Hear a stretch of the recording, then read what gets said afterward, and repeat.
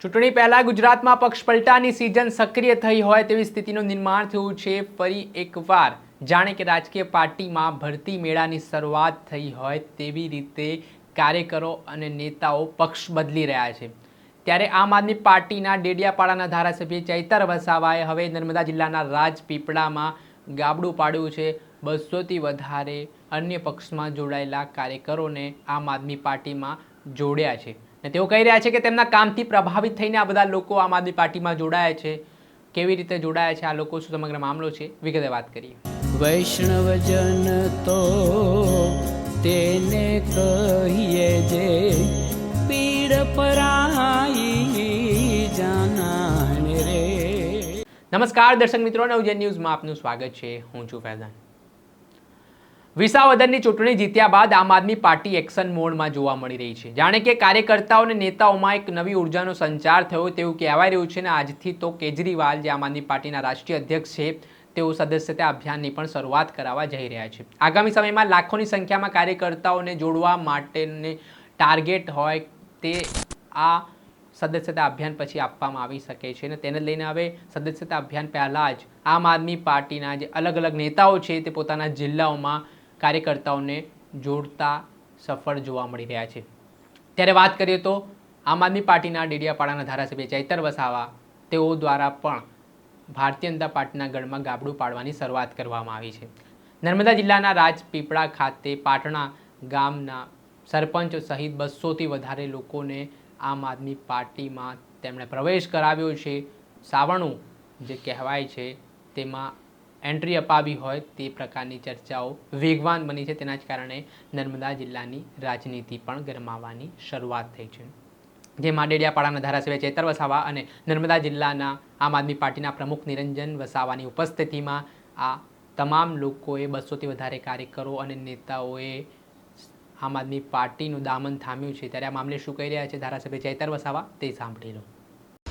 આજે નર્મદા જિલ્લાના નાંદોદ તાલુકાના પાટણા અને આજુબાજુ ગામના વડીલો અને યુવાનો મોટી સંખ્યામાં અમારી સાથે જોડાયા છે।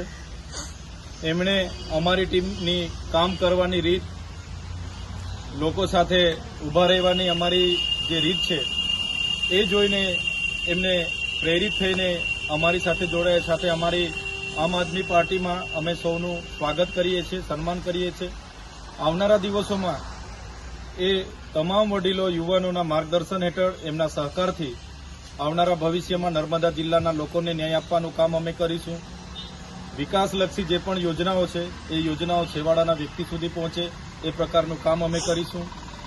જે પ્રકારના આ વિસ્તારમાં ભ્રષ્ટાચારો થયા છે એમાં ભાજપ હોય, કોંગ્રેસ હોય, બધા જ નેતાઓ ભાઈ ભાઈ બનીને ખૂબ મોટા ભ્રષ્ટાચારો કરે છે અને સામાન્ય વ્યક્તિને એની રોજીરોટી હોય કે એની નાની મોટી બીજી યોજના હોય તે પણ મળતી નથી।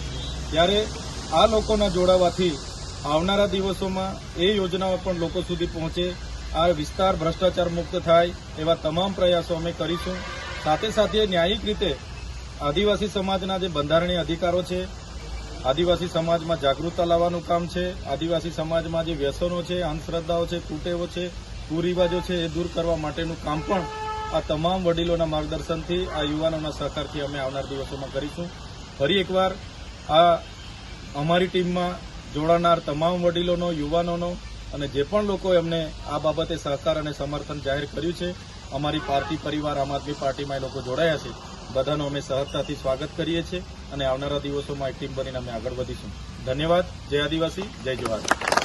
આ હતા આમ આદમી પાર્ટીના ડેડિયાપાડાના ધારાસભ્ય ચૈતર વસાવા। હાલ તેઓ કહી રહ્યા છે કે જે લોકોએ આમ આદમી પાર્ટીનો સાથ પકડ્યો છે, જે લોકો આમ આદમી પાર્ટીમાં જોડાયા છે તે તેમના કામથી પ્રભાવિત થઈને જોડાયા છે।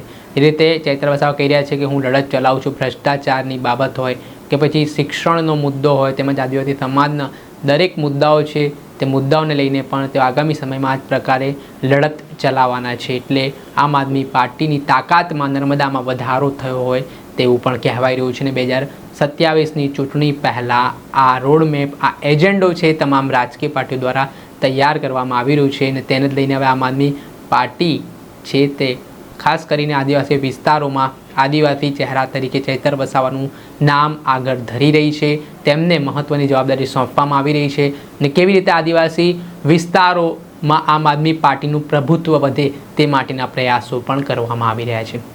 તેને જોવાનું રહ્યું કે આ જે કાર્યકરો તો હાલ જોડવામાં આવી રહ્યા છે તેને સાચવવામાં આમ આદમી પાર્ટી 2027 સુધીમાં કેટલી સફળ રહે છે. દર્શક મિત્રો, આવી પોલિટિક્સથી જોડાયેલી સ્ટોરી આપના સુધી પહોંચાડતા રહીશું, એટલે નવજીવન ન્યૂઝ જોતા રહો.